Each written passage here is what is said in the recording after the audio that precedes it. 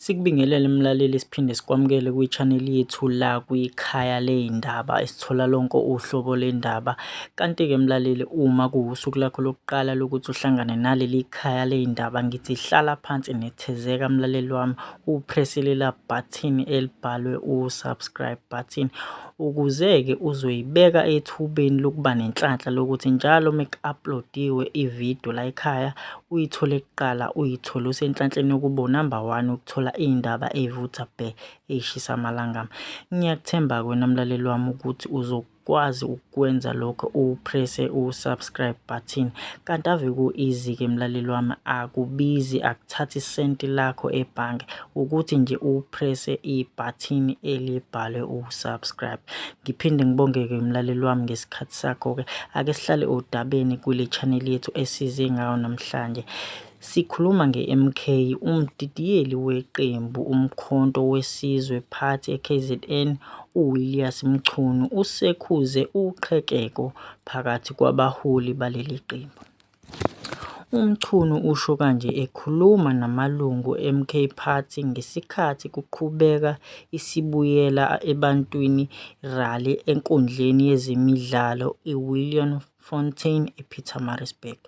Uthi nokho okuhle ukuthi sebekwazile ukuhlangana nabaholi abasesifundazweni iMoses Mabhida ngenhloso yokuxazulula ukungaboni ngasolinye phakathi kwabo. Uqhubeka ngokuthi lokhu sekuholele ekutheni leli qembu linqobe okhethweni lokuchibiyela obelubanjwe ku-Ward 2 kuMasipala eMsunduzi. Ngiyathemba-ke mlaleli wami ukuthi uyithokozelile lezi ndaba esiqeda kukunika zona namhlanje kwiMbede channel yethu. Besicela-ke mlaleli wethu omuhle ekhaya ukuthi ungakhohlwa ukupressa lela bhathini elibhalwe u-subscribe. Kanti futhi ungasitshela nangokuthi uvo lwakho ngabe luthini mayelana nale ndaba iMbede channel eqeda kukunika yona.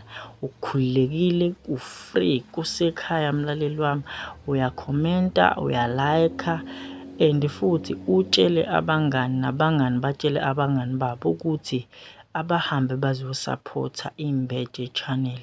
Khona i-channel entsha efikile ezokhipha iy'ndaba, uzoyithola zonke zishisiwe, zibuhlungu, zimnandi, uzoyithola zonke la ekhaya kwiMbede channel. Siyakucelela-ke mlaleli wethu ukuthi wenze njalo, usiphe nje i-support yakho enkulu, singajabula kakhulu, ingaba intokozo i-support yakho.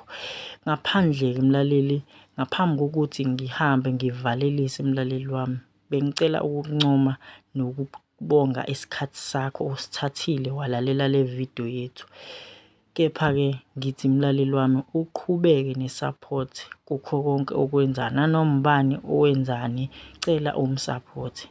Ube nosuku oluhle-ke mlaleli ekhaya. Siyathemba ukuthi uzoba nempumelelo nesonto eliqalayo liqale kahle nawe. Siyabonga mlaleli, nibe nosuku oluhle.